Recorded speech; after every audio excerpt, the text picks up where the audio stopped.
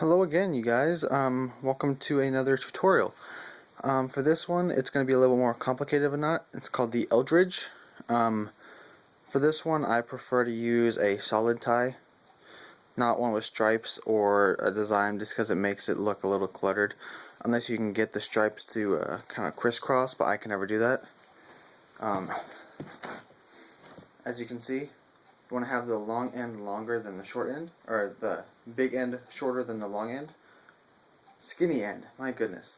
You want to have the big end right at your waist, right there, because the big end's not really going to move, so where you have it lengthwise, when you start off the knot is going to be where it's going to end up. So just right there, pretty good. So again, left hand has the small end, right hand has the big end. What you want to do is just take it, cross it into the middle, and usually what I do is kind of do like that, kind of do like a little dimple right there. It kind of makes it look better because it's hard to get it so that way it's just straight. So kind of do that thing, kind of put your finger right in between so it goes like that. Okay, and then what you do is you take the little end, you go across the top. This is going to be a little weird because you tie with the little end. You go across the top, and then you go around the back, like that. And then you go over the front and through the middle. Okay? Just like that. So you kind of got this going on. And then what you do is you go across the front, like that. And then you go up through the back, right there. Okay? It's going to get a little confusing now. Now what you do is you go around the back like this. Again, you loosen this part up a little bit and you put the little end through that loop. Okay? And then you just kind of have to work with it here. You just kind of have to loosen it, tighten it. It's a little frustrating at times, but you just kind of want to get it so it looks like that. Okay? And unfortunately I tied it so that way the seam right there is right there. You want to try and get it so that way the seam is not in the way, because it kind of makes the knot look not so good. But unfortunately with this tie, it's my favorite tie to tie the Eldredge with, but it does have that seam right there, which is kind of frustrating. But you're in this position, and to tighten it, what you do is you just kind of pull from the back. You pull like this, and you pull on that, if that makes any sense. So you have that right there. Then what you do is you take this end, you go just like this, just kind of push it back to the back side, like that.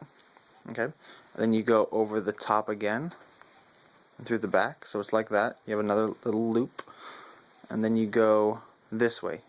So you don't go to the right side, you go to your left side.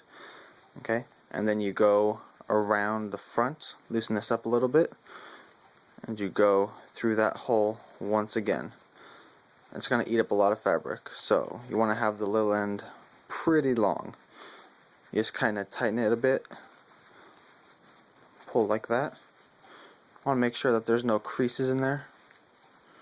Make sure that looks clean. And then what you do with this is you just kind of tuck it behind your neck right there. It's going to be a little bit big when you pop your collar down, like that. Want to make sure that you don't have it showing, like that. Okay. Kind of fix it up a little bit. Got the little dimple in there as well. And there you go. That's the Eldredge. Again, it would look better if that seam wasn't there, but again, the way I tied it so the seam was in the way. Kind of unfortunate. Just imagine the seam's not there, but that's how it is. It's got the kind of, it looks really cool. I really like how it is. It's very symmetrical. It's got an even look to it, and it has the kind of crisscrossing pattern to it, which looks really nice. And then if you get the dimple in there, it just looks fantastic. I love it. As you see, whoa, it is right at my waistline. Just the perfect spot for a ties to be, in my opinion, right at the waistline. For this one, since you don't have anything there, if you use a tie clip, it might move around a bit. Whenever I use a tie clip, it does. It happens to just kind of go all over the place. So either use a tie clip, which I like to do with pretty much every single tie I use, or I use a vest. So that way you can just kind of tuck it into your vest so your tie won't be moving around a lot. I just don't like when my tie moves just because it gets frustrating, because it gets in the way. It's like, oh, does that. But yeah, that is the Eldredge, you guys. I hope you enjoyed this. If you found this useful, please let me know down below. If you want me to go more in depth on it or to redo it, let me know, and I'll try to do a better explanation of it next time, maybe, if you want. But yeah, that is the Eldredge. I'll probably be doing another tutorial on a tie probably next week. I've been trying to do one a week now, it seems like.